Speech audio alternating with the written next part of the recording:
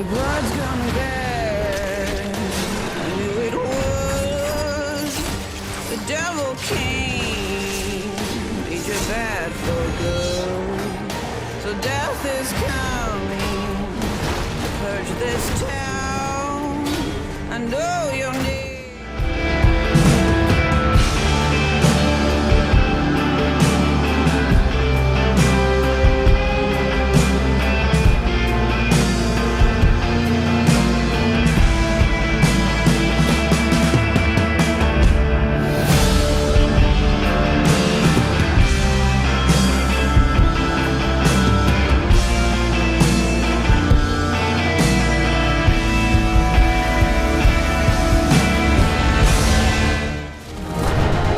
Haven't you been paying attention?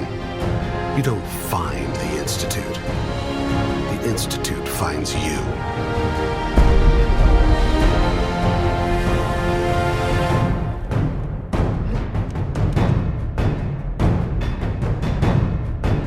Let's go, boy.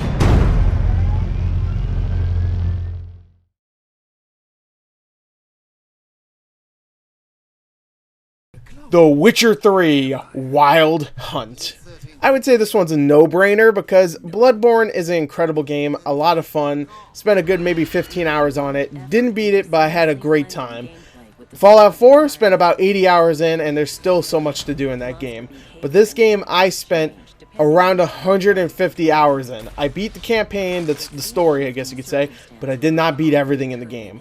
Oh my god, this game is incredible. The world itself is so interesting and so just cram-packed with content and stuff to look for, like books that unveil more lore about the world and stuff, characters to meet after you, even when you're done with the campaign and you've done all the big main missions, you can still find mini characters here and there that you actually get to talk to and actually understand, and there's development. There's so much development of characters in this game. It's incredible. And let me tell you, when you get to the role-playing aspect of this definitely does it better than I would say Bloodborne or Fallout 4 does. This one has so much stuff. You just, when you're fighting an enemy, it feels challenging. You actually have to use everything at your disposal, potions that you can craft, spells that you can use, your swords, your bow and arrows, whatever, or your crossbows. You have to use everything. So it is really a role-playing game where you do have to think and actually, use all this stuff to your disposal. The world is huge and beautiful. Like I said, there's so much stuff to explore, but even when you're not exploring and you're just looking at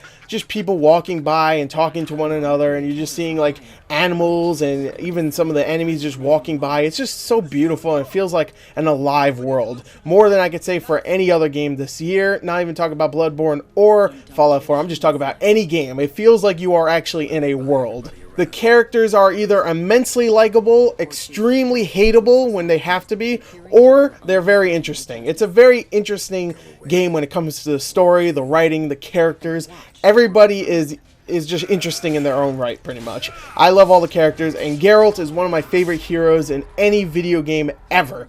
Any video game. He really is in my top 3 favorite main characters in video game history. I love that guy, and really, this game deserves all the praise it's getting and even more. It's an amazing game with so much content and so much to do, to listen to read, just to learn about this world.